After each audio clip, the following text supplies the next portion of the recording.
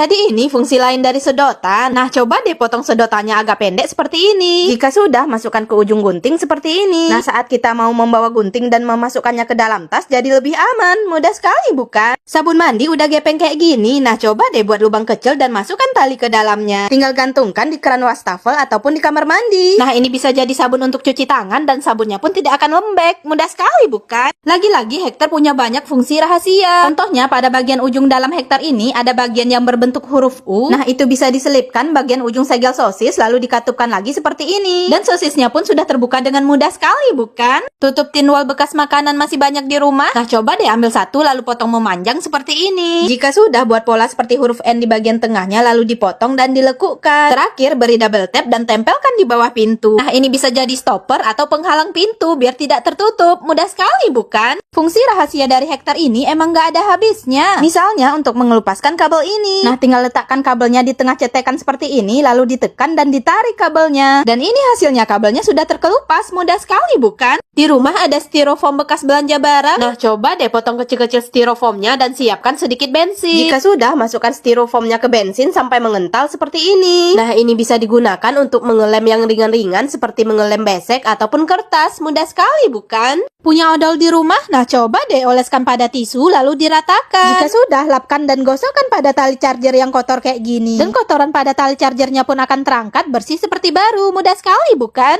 Nggak habis pikir, ternyata Hektar juga bisa digunakan untuk memotong lakban loh. Letakkan lakban yang akan dipotong di bagian tengah ujung Hektar. Lalu ditutupkan lagi Hektarnya seperti ini dan lakbannya pun sudah terpotong. Mudah sekali, bukan? Ada minyak jelantah di rumah? Nah, coba deh ambil sedikit dan masukkan ke dalam kaleng bekas minuman. Nah, masukkan juga kapas yang sudah digulung-gulung seperti ini ya. Kaitkan ke penutup kalengnya agar tidak jatuh. Terakhir, basahi ujungnya dengan minyak jelantah tadi dan penerangan darurat yang ekonomisnya pun sudah jadi. Mudah sekali, bukan? Pisau cukur udah tumpul dan nggak kepake. Nah, coba deh cuci bersih lalu beri lakban pada bagian pisaunya. Jika sudah, beri double tap foam di belakangnya dan tempelkan ke dinding atau lemari. Nah, ini bisa digunakan untuk menggantungkan tas ataupun handuk kecil. Mudah sekali, bukan?